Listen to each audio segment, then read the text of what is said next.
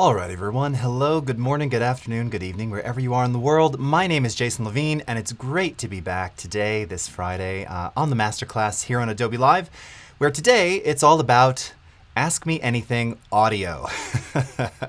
Throwaway topic. No, but really, I thought this would be a great opportunity to allow you, the viewers, to just ask random things. And I've got a couple of random tips and tricks that I was going to showcase. A lot of people have been asking about just random things here and there that I haven't been able to cover. First and foremost, sidechain compression. So I'll have that kind of teed up and ready to go. But as far as everything else goes, it's completely open today. And I've got some other things that I'll be just working on should no one ask anything, which I suppose is possible. But if you want some questions answered around audio, whether it's in Audition or Premiere or just general audio questions for that matter, that's what today's all about, right? So I am here for you. Thank you so much for joining. Of course, we're coming to you live on YouTube, Behance, and Twitter Periscope. So hello to everyone there. And I can see we've already got many people attending. We've got Mallory Durick. How's it going? Umacorn. So nice to see you both. Wade, Boo Boo, Steve. Hello. Lovely to see you. We've got Falso, Leader, and Desiree. Hey, hey. Terry White, what's up? Coming to us. Barbie, how are you doing? Rester, great to see you as well. And over here on the tubes, we've got Jennifer and Dan and Steven and Greg. Great to see you as well. Okay, so with that, as always, I'm following all of the chats here. So, just let me know as soon as you'd like any questions that you may have. I see, Mallory, you have a non-audio question. What kind of conditioner do you use on that gorgeous hair? Thank you very much. I will admit, I've been having a couple of good hair days the last few days. The weather here in the desert is changing. Now, it's always dry, but it's been ridiculously hot. It's still dry, but now it's just a little less hot. And I don't know. This is just, fresh out of the shower. I must admit, don't cringe, because it's Mersh, but I still use like Pantene Pro V Smooth conditioner. Sometimes I use this other stuff called Enjoy, which is like salon stuff. Really awesome. Expensive.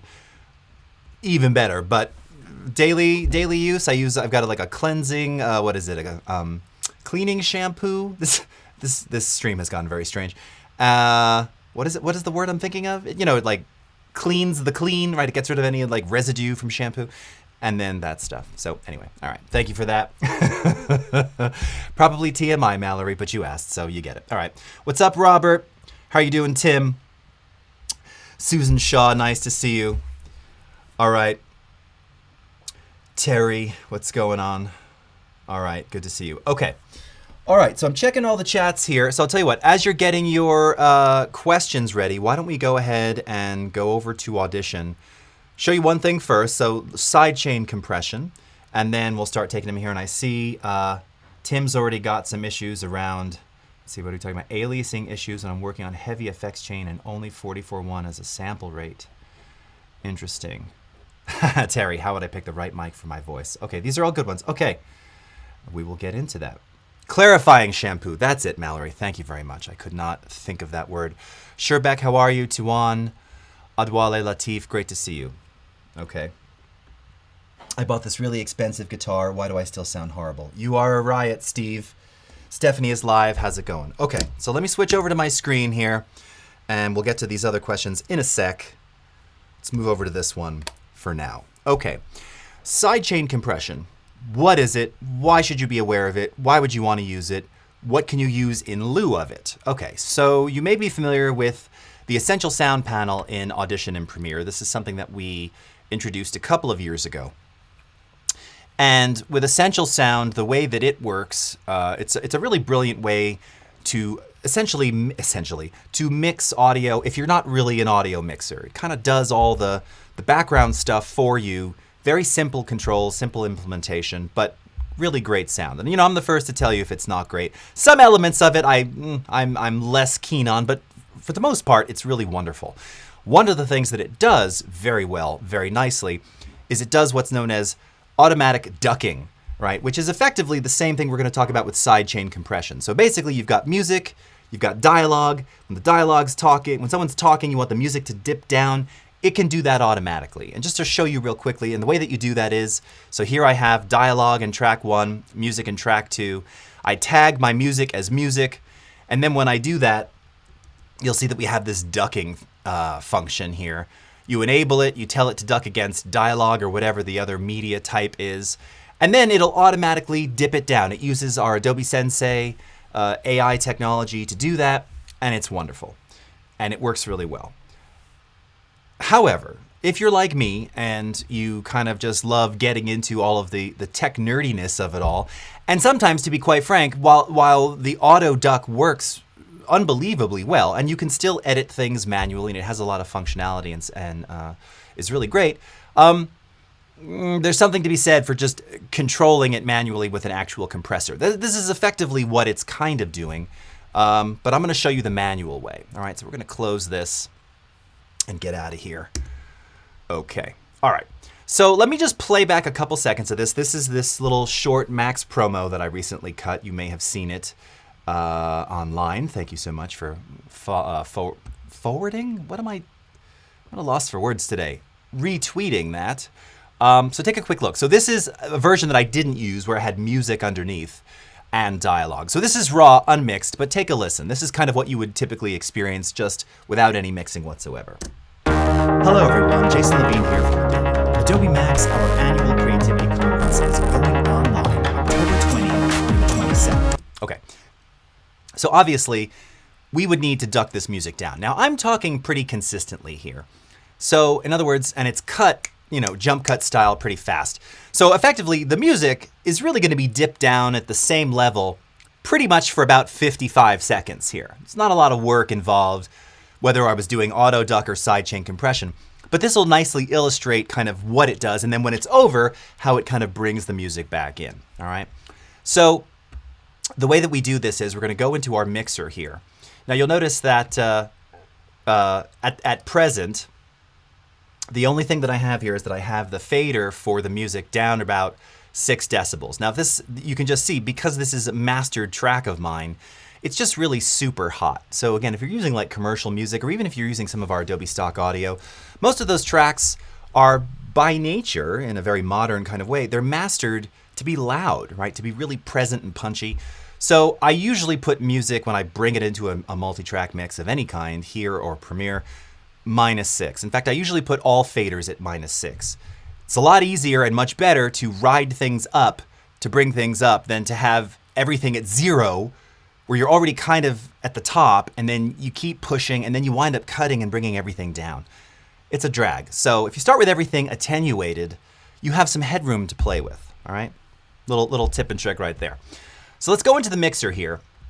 And the first thing we need to do is we need to add a compressor that supports side chaining to the music track. And in fact, let's go ahead and label these. Track 1, we're going to call this dialogue. The US spelling today, sometimes I use GUE. And music on track 2. All right. All right, I see all the questions are coming in now. Very good, okay. So let's go ahead now and add compression to the music track. Now, if you want to use one of our native effects, and normally I would show this with the native effect, the problem is that it's very difficult to really explain how it works with the native effect. We have one native compressor that supports side chaining, and that is the Dynamics processor, all right, this one here. Now, I've talked about this one a lot. It sounds good. There's lots of presets, many of which I built 100 years ago.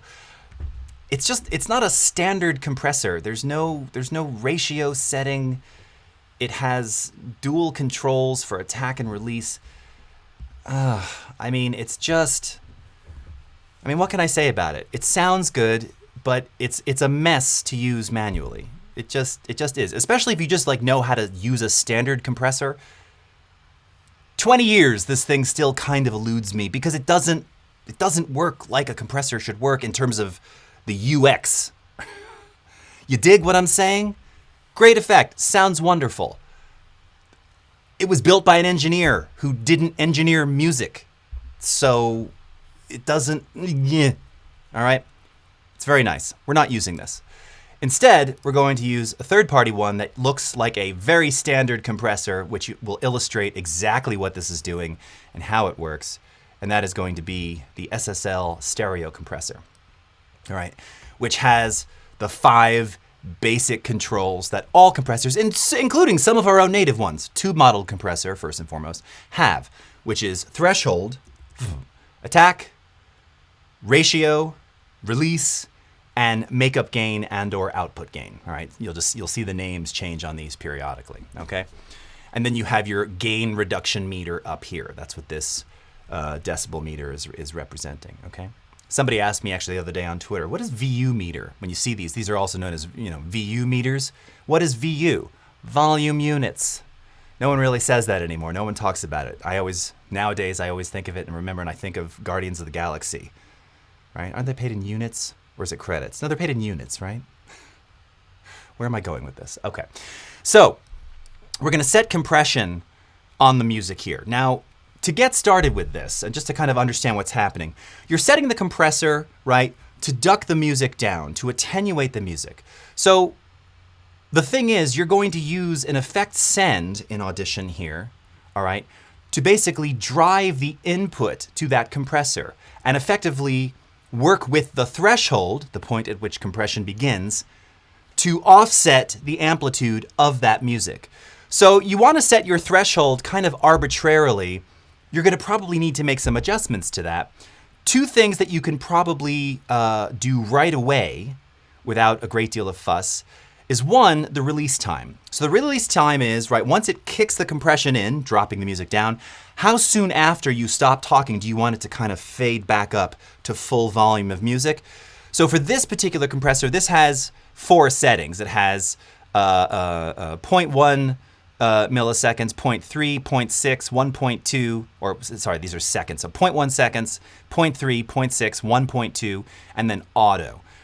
I usually, for dialogue and voice, I kind of want a smoother transition. I don't want it to quickly jump back up to full volume because then you kind of get this pumping artifact. So I'm using the longest setting that they give me here, which is about 1.2 seconds. That might be a bit long.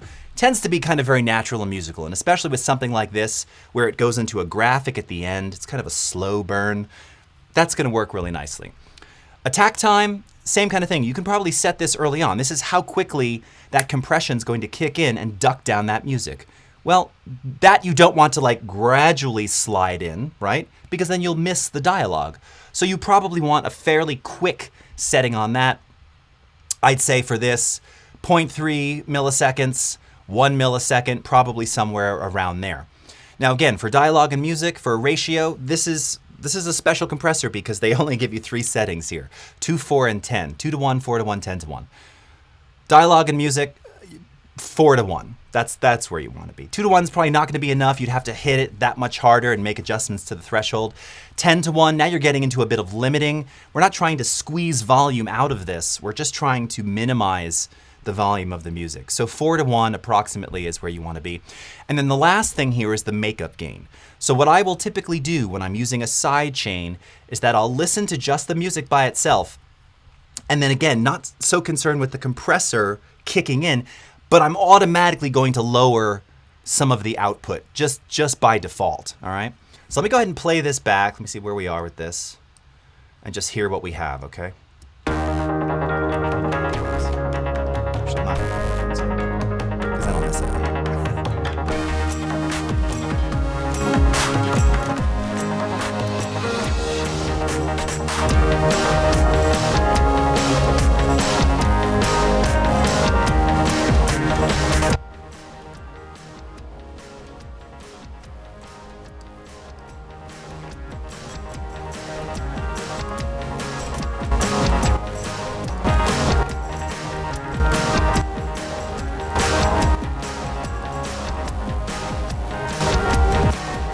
Okay, so I've dropped it down just a little bit, all right? So I'm automatically kind of putting it into a better place before I add this side chain, all right?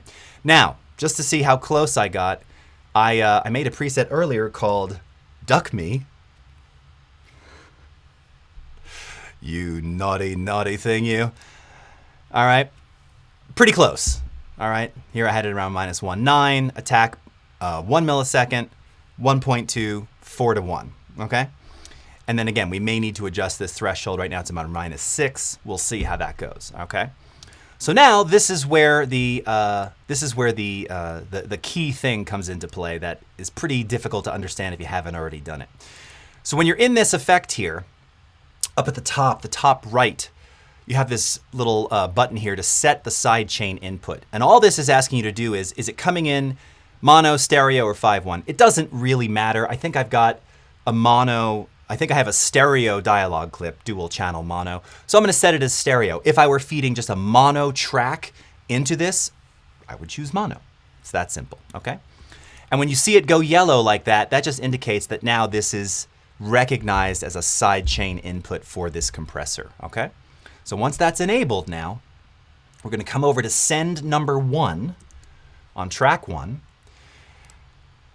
And beneath the send here, you'll see that you have the ability to create buses, and you'll also see sidechain. So in this case, I'm going to choose SSL comp stereo. Turn that on, okay? We want this, you can see, right, it's pre-fader, this being post-fader. We're going to leave this as pre-fader here. And now this volume control, this is what is affecting the threshold. This is what is causing the compressor to kick in and attenuate that music. The more amplitude we give this, the more it's going to bring down that music. So let's bring it all the way down at the start, and I'll gradually increase this, and you should start to hear the music attenuating, if I've done this correctly. Let's see. Hold on, I'm going to wind back. All right, here we go. I can actually put these side by side, too. Let's do that. So we can kind of get everything. Nice. That's better. I don't know why I put the mixer on the right side and it ended up on the left, but okay. Do it like this. Okay, here we go. Hello everyone, Jason Levine here from Adobe. Adobe Max, our annual creativity conference, is going online October 20th through the 22nd. Okay, so now at plus 15, the music is way down, too quiet. So I'm gonna back it off a little and you'll see that the music will start to just, slowly rise up. So what can we say about Max this year? Well, for starters, it's totally free. Yes, free to all. We'll be featuring over 56 hours of keynotes with luminary speakers, musical performances, and some truly awesome celebrities. So let's kill it. In addition to the keynotes, we'll have over 350 breakout sessions, labs, and workshops across 10 creative tracks. And as always, community is a huge part of Max. Be sure to explore the Engage section of the event where you'll find tons of activities, including collaborative art projects and creative challenges. Be sure to visit our sponsors to see the latest technologies that will expand your creative skill sets even further. Register now at max.adobe.com to build your schedule and stay informed. We can't wait to see you there.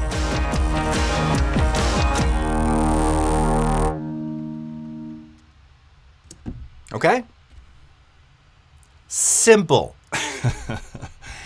Not really simple. Complicated, slightly confusing, and very undiscoverable for most. But now you know how to do it. I hope we're going to chapterize this video because a million people have asked me in the last year, and I've been waiting to do a little tutorial on this. So that is sidechaining. Okay? Sweet. All right. So now let's go to some other questions. I see most of them are coming from our own mod, Tim. It's kind of cheating, Tim. You work here, but let's see what we got. I'm just going to go in order here. Okay. So first up, dual mono versus stereo. This is great. This is something that I talk about a lot, actually, and it's something that every video person should be intimately aware of. Okay, so dialogue, shooting on camera, doing an interview or something like that. A lot of times, many times, you're capturing with a single input device, a single microphone. Maybe it's a single boom, maybe it's on-camera mic, maybe it's a mic connected to the camera.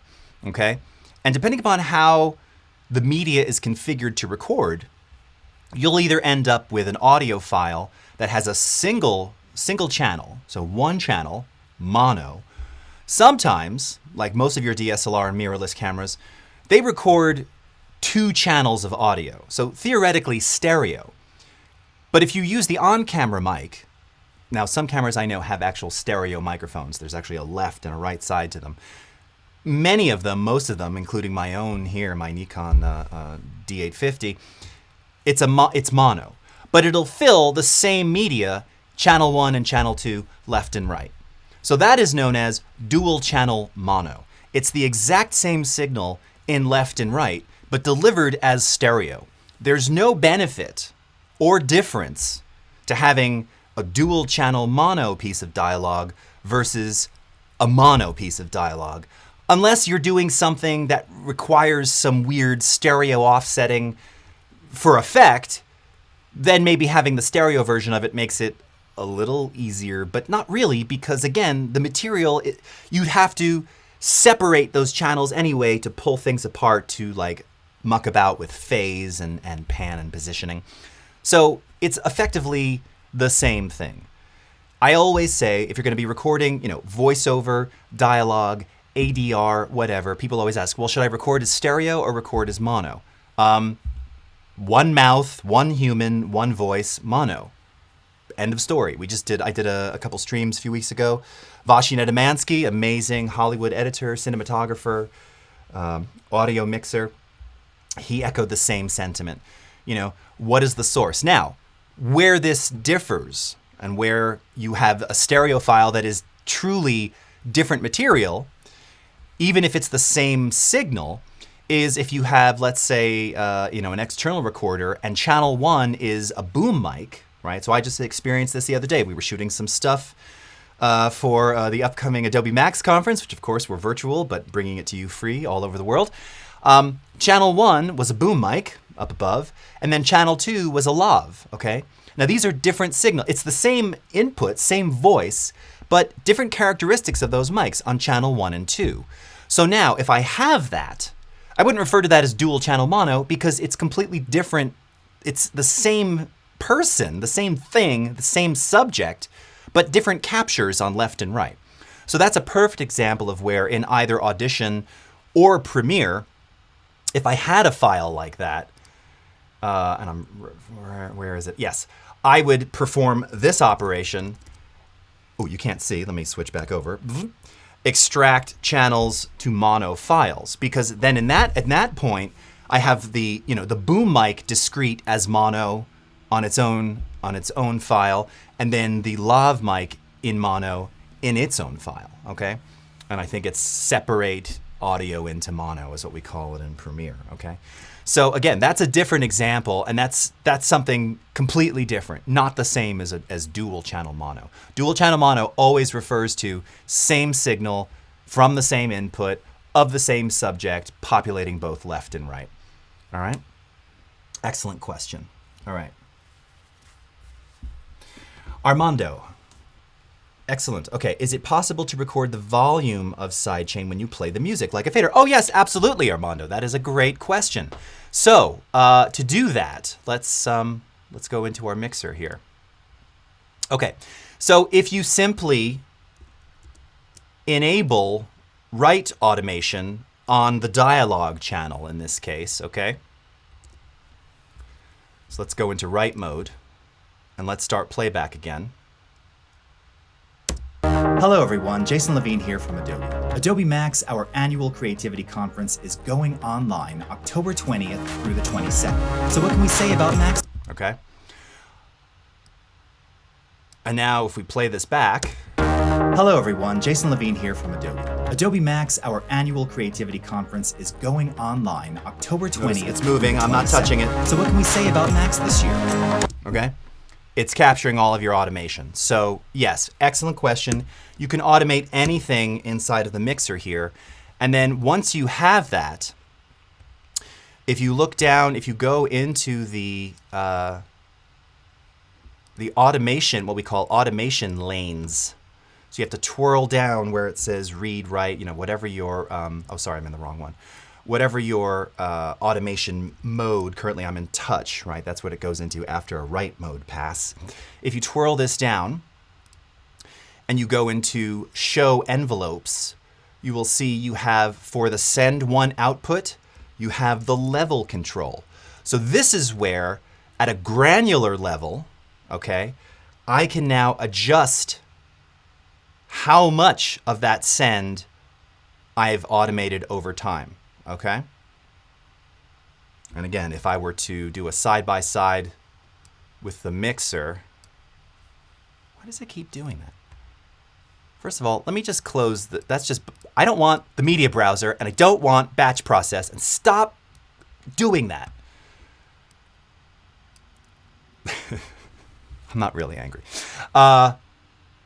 As you make changes here, if you're looking here, so pay attention to this. I can't zoom and do it simultaneously. I don't know if you're going to be able to see those values changing. But as I'm changing the keyframes, it's changing the values on screen. Okay? So that was a great question. So anything in that mixer there, anything in the channel strip can be automated, and send level, pan level is another one. These are great. These are really common things that you would do. So excellent question, Armando.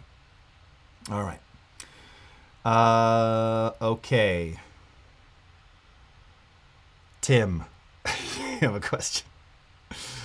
Okay, is there a difference between pan and balance? Oh, another good one. These are like fundamental mixing questions. I love that. So, well, I guess it depends on context, but yes. So pan refers specifically to positioning of sound.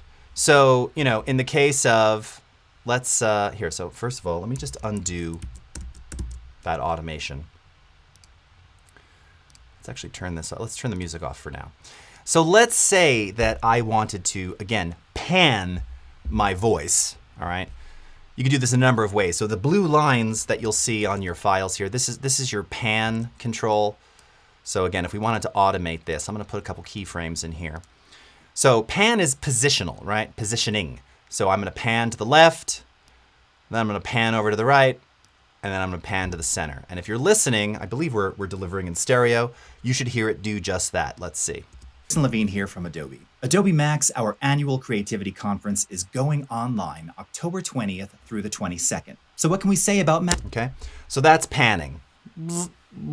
Left, right. In 5.1, it could be left, right, left, rear, rear surround, right surround, back to center, back to front, all around, sub only, okay? So panning is that. Balancing, again, in context, refers to adjusting the overall volumes. Now, it can be of a group, it can be of a subgroup, a submix, or it can be of the entire mix, so that the left and right channels are even.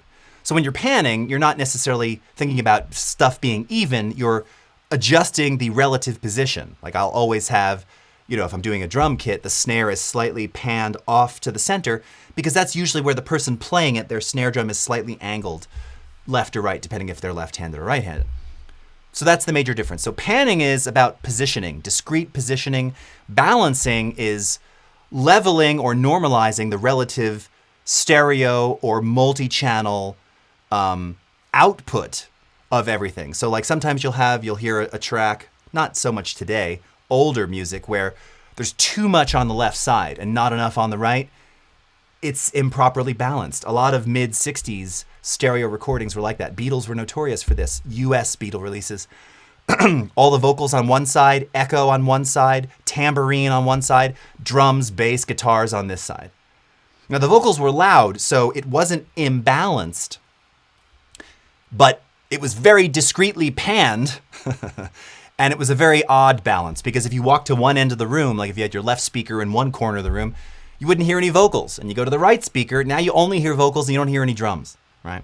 So that's the difference between panning and balancing, okay? Very nice. Is there a way to automatically reduce plosives without having to cut them out manually? Unfortunately, not in Audition. I've seen some people on YouTube and elsewhere who, suggest using EQ, and will say, they'll say things like, I've even seen this. It's wrong, but they'll say, okay, well, here in the spectral frequency view, or whatever they call it, if you want to get rid of plosives usually exist around 50 or 60 hertz. Okay, that's true. Usually a little bit higher as well, right? And you don't really need those frequencies, so you can just select everything and delete it. And you can do that. The problem is that if you have a voice, and as Terry was asking earlier about the right voice for a microphone, if you've got a rich, deeper voice, like yours truly, If you cut out everything below 60, 80, 100 hertz, you're thinning out my entire voice. So you don't want to do that. So that's never a solution for plosives. I mean, it is if it's like a really quick fix and let's say it's going to mobile. Like you're delivering something for phones, which don't have bass anyway, then yeah, you could probably get away with even cutting as much as, I don't know if I'd go to 100, but you could. Phones don't really reproduce 100 hertz. Phone speakers, iPad, Android tablets, you're not hearing 100 hertz on those. So you could slice it off. That'll get rid of all your plosives. Unfortunately, in Audition, there's no way to automate plosive removal. The manual way of doing it, I don't have any plosives in this, and if I did, I've already taken them out, I typically recommend using something like our FFT filter. Okay. And what you would do is you would isolate, again, I don't have any in here, but Hello everyone, Jason Levine here from Adobe. Adobe Max, I don't have it, but what I would typically do is I would isolate, the word or phrase that has it, right? So something like Adobe this. Max, Adobe Max, Adobe Max. Adobe Max, let's just say that duh was causing me to have a plosive. Come into Effects, Filter and EQ, FFT filter, and under here we have a preset. You can see it's already selected because this is what I use this effect for. And I made this one 100 years ago, Kill the Mic Rumble, and that does just that. And now you might say, but wait a minute. You just contradicted yourself. You just said don't remove everything under 100 hertz. You're going to ruin all the bass. Yes, except that you're doing this momentarily, right? So that brief moment of removal, you're not going to hear it. It's going to pass right over. And especially if you've got music or other things going on there, you'd never notice it. But you're also not destroying the other bass characteristics of the voice. Now, something else, which let me see if I don't know if I still have the file on the desktop that I think I showed the last time. I don't know if I have it on here anymore.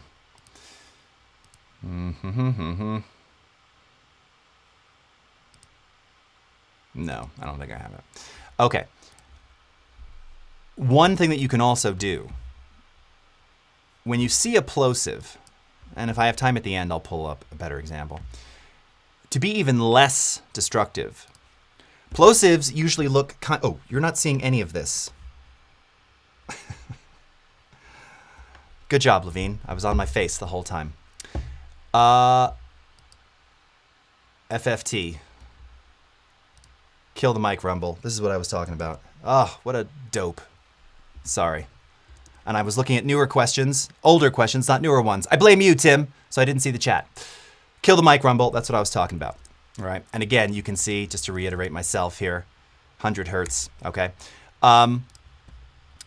Plosives typically look something like this. You'll actually see a little roundish blip. Now, it'll usually extend a little bit higher too, though not always. Again, a good bit of mic bump is fairly contained in terms of its frequency content. So something else that you can do is you can make a spectral selection like I'm doing right here, okay? And that you can actually delete. And that is even less destructive and even a bit cleaner. The other thing you can do is you can make a selection of a plosive and you can go up to favorites and you can choose auto heal, okay? And this too will have a slightly different but potentially less aggressive result, okay? I'm not saying that if you remove under 100 hertz for a plosive that it's going to always preserve everything and you're not ever going to notice it. That can happen, of course, sure. It depends. Typically when those things are happening, though, they're on a consonant that doesn't require a lot of that bassiness. So again, it's just masked. And because it's short, we're talking about short duration. A plosive is it's however long that is, right? We're talking milliseconds, hundreds, 100 something, 200 milliseconds, fifth of a second, all right? You're not going to hear it. So you can use the spectral display here to zap it out. You can use the FFT, making your discrete selection. So I was saying before, it could be this word, just this. So what? All right. Use it. It's not going to do anything except remove the plosive, but unfortunately no automated way. All right. Let's go back and see what else we got here. Yeah. All right. Question from the YouTubes. How sensitivity level works and role of it in lavalier mics while shooting indoor and outdoor. May also increase the humming and wind noise. That's interesting. So, let me see what the question is here. So, sensitivity level. So, something that I've covered before, and this is something that's hard to illustrate unless you're doing it, is this concept of gain staging. And with particularly with lavalier mics. And the thing is, most people aren't, you're not really metering the way you should when you're capturing. I even saw it recently on a shoot. I mean, if you're an audio nerd, you know all about metering and gain staging and you know what to look for. If that's not your thing, but you've got some nice gear and you got a lav, you're just trying to record, you just sort of turn it up until it sounds good, right? That's common and it's legit. There's nothing wrong with that. The issue is, if it's not gain staged properly, if you don't have that gain setting right, not only for the person speaking, but for what the microphone requires, yes, then you're going to end up with, a series of issues that you don't want, whether it's hissiness or noisiness, too much room tone, too much sensitivity. Particularly, I just had someone ask me about, if you've got like a lot of shirt noise and stuff like that. So it's really about how you set the gain and how it's positioned. Lavs are meant to be, what is this, 5-6 inches from the voice, typically on a collar or something like that, right? You're not getting, your mouth, your voice is projecting this way, but the lav, the pickup is here. So it knows how to pick up that sound, all right? So it's a combination of positioning and adjusting that gain properly. Now, yes, if you roll back the gain, attenuate it, you will inherently decrease the amount of, background noise, ambient noise, whatnot. Now, wind noise, if you're getting wind noise from a lav, it's either really windy, and they have little windscreens for lavs too. I mean, you'd have to be like standing in which case there's really not much you can do. In that case, I would say use a supercardioid shotgun mic with one of those frilly, fuzzy windscreens. That's gonna do you right. That'll be better for that scenario. Otherwise, you're just gonna have to deal with the environment you're in. Humming is a completely different thing. So if you're getting hum from a lav, that's telling me that either, if it's a condenser-based lavalier, could be that your batteries are dying. I don't know if you've got it phantom powered, you've got a ground loop, you have something that's introducing that hum. You should not have hum. That has nothing to do with the gain stage unless it's being introduced somewhere else. Either in the XLR connection or in the power or in phantom power. So that's a separate issue. But as far as the sensitivity, it also depends on how the person is speaking, right? If it's someone who's used to talking on camera, like yours truly, when someone puts a lav on me, I know not to get crazy excitably loud and then super, super soft, because then the audio person is kind of freaking out and the levels are all over the place. You want to be consistent. If you know someone is a little bit louder, they've just got a louder tenor kind of voice, many lavalier mics, either on the, usually there's some kind of little box, usually where the battery pack is or something like that. Many of them have a bass roll-off, so you can roll off bass. That can help also prevent plosives. But more importantly, they'll have something called a pad. It'll say pad minus 10 dB. And that automatically applies a 10 decibel attenuation at the input to prevent overmodulation, distortion, inadvertent clipping if they get a little bit louder. So usually when you're like, oh, whoa, that's usually about a 10 to 12 dB jump. That pad can save your recording, all right?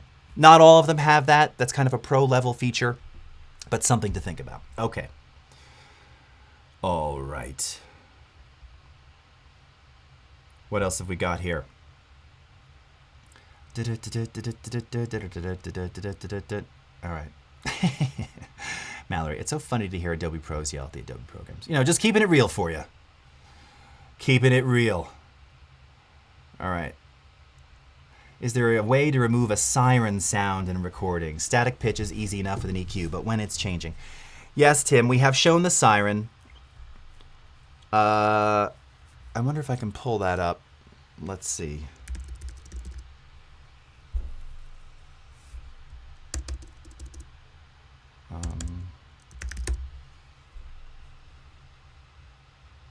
Oh, there it is. Danny Skateboard Siren. I don't know if you're being silly, Tim. But I wonder if I can drag this right in from there. Well, look at that. Okay. So Tim is asking me to show off something called the sound remover. Now, this is a different technique for removing inconsistent sounds. So again, not talking about like hum or air conditioning or computer fan or something like that. But what if you have something that is actually kind of moving over time or changing over time? So we have this thing called the sound remover. And what this, you'll find it under noise reduction. Okay. And what this does is it allows you to, you don't have to, but you use this in the spectral frequency display to identify the sound, paint on the sound that you're trying to remove or attenuate, and then you use this effect to basically take it out. So this can work for a lot of things. It can also not work. All right. So this is one of those, I would say, I liken this to something like Content Aware Fill version 1. All right. When it works, it's pretty crazy amazing. It doesn't always work. Sometimes it just makes things a little bit better, and sometimes it'll make things inherently worse. So you just have to try it. That's not slamming it at all. It's just the nature of inconsistent sounds that you're trying to remove from something where you don't have any, it's already pre-mixed together, right? Take all the yellow out of this image. Well, that's pretty easy if you have like HSL sliders, but take all the yellow out of this mixture that's kind of yellow-orange gradients. A little bit harder now, right? So maybe that's not a great example, but anyway, let me show you. So take a listen to this, and thank you, Tim, for bringing this one up. Oh, and here, maybe that's a little quiet. Let me make it louder for you.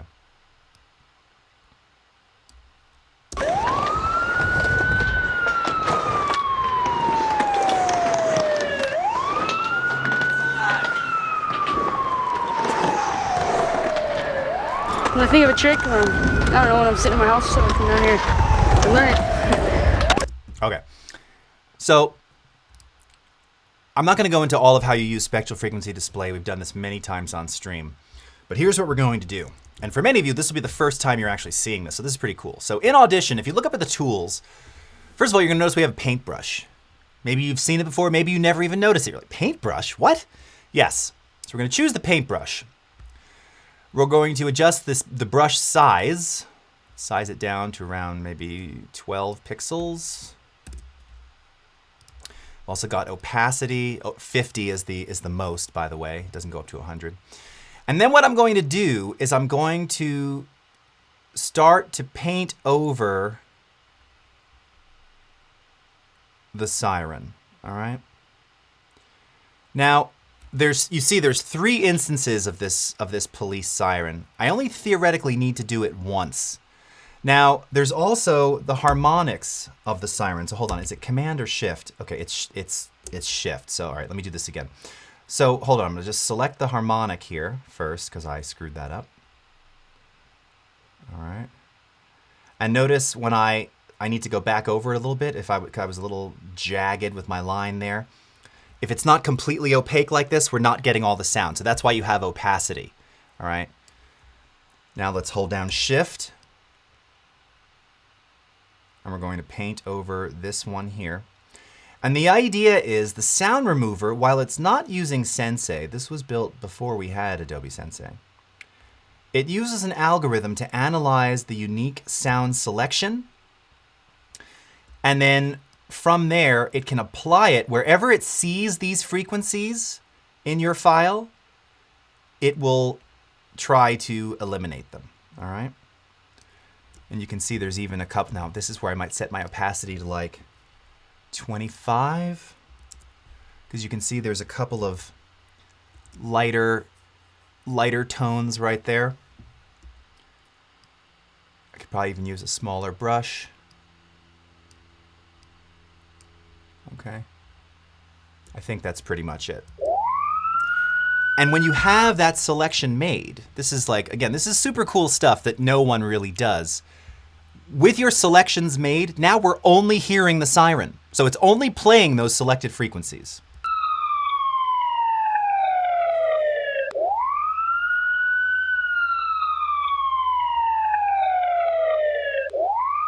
Okay, so now we go into noise reduction, learn sound model, okay? So you have to make your selection of the sound you're trying to eliminate.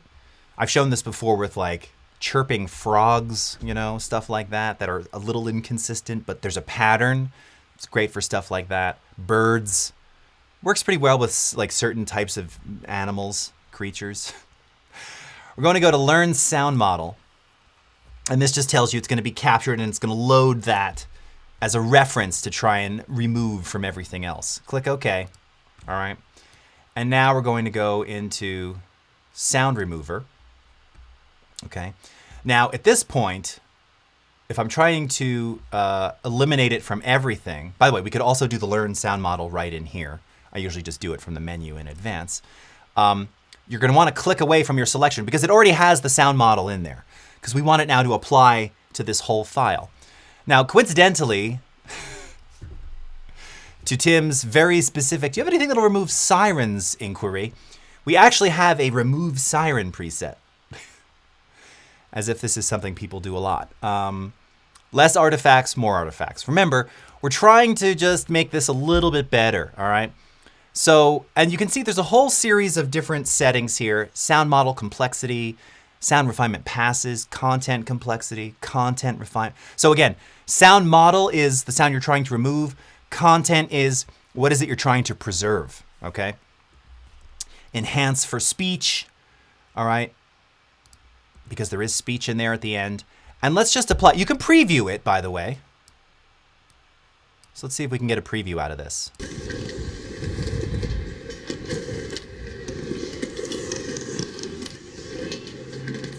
It's gone. What? When I think of a trick, I don't know, when I'm sitting in my house, so I come down here and learn it. What? Take it off.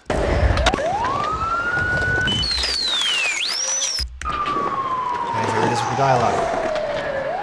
When I think of a trick, I don't know, when I'm sitting in my house, so I come down here and learn it. All right, let's turn it back on. Let's apply it. Check it out. De-sirened, right? When I think of a trick, I don't know, when I'm sitting in my house, so I come down here and learn it.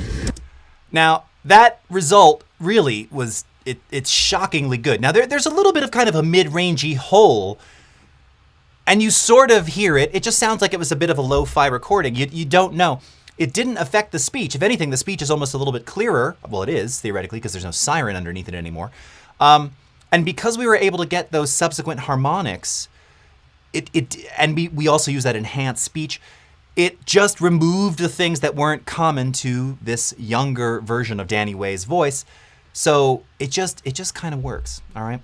So this is one of those very esoteric, can work wonders. You just have to play around with it. Now, by the way, you know, most people would ask like, well, you know, what if I don't have what if I don't have sirens or ahs or ums? I've never, by the way, really found this to work very well for that.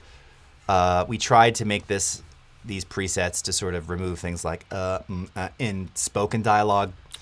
It gets pretty artifacted pretty quickly. But in particular, the sound model complexity, this slider can very greatly affect the detection and the end result, all right? So you definitely want to mess around with those. And if you have any kind of dialogue, you absolutely want to have this box checked. It makes a huge difference, all right? I usually leave the FFT size, which is the number of frequency slices it's analyzing in your model complexity and content complexity. 8192 is the default. That tends to work better. You can go up to 16384. Sometimes it's better. Sometimes it's with diminishing returns. It's a lot of tweaking, but it can work wonders, and it's pretty cool. All right. I just now have to remove those sirens who lured nearby sailors with their enchanting music. All right, that's very funny. Okay. All right. Susan Shaw, mind blown. Zanjan Fromer, thumbs up. Yes. Jaspreet, hello from India. All right. Okay. Armando, Jason, is the right practice to put the mic in a box with acoustic panels? The recording is better.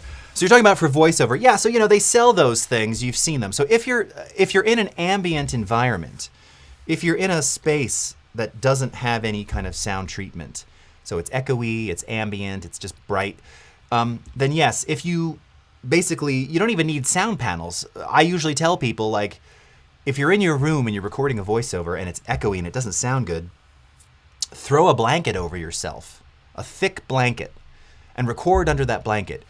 You will not have any echo immediately. You will not have any reflectivity, all right? It's not going to sound muffled because you're still talking on mic, assuming you're positioned properly. It's not necessarily going to kill like hum but it will kill if there's like fan noise or something. It's not going to get through that thick blanket. So yes, if you don't have a controlled environment like I have here, speaking into one of those kind of box things, or just again boxing yourself in or covering yourself, can make a significant difference. We had a creative resident who was doing some voiceovers and they didn't have any sound paneling, and I said, have you tried going into I saw that they had a closet. I said, if you go in there, there's clothing in there, it's probably pretty dampened. It'll be better than in the middle of your room, which is high ceilinged and very, very echoey. But the closet had its own EQ characteristic, which was boxy. So I said, okay, so now you don't have the noise of the room or the echo, but now you have a boxiness to it. Put a blanket over yourself, do the recording in there, it'll be even better, and that's what they wound up doing. All right, so that's a good question. All right. Less of a question, but Audition and MIDI, please. Yes, I know. One of these days, Tim, I certainly hope. Okay. Anything else here?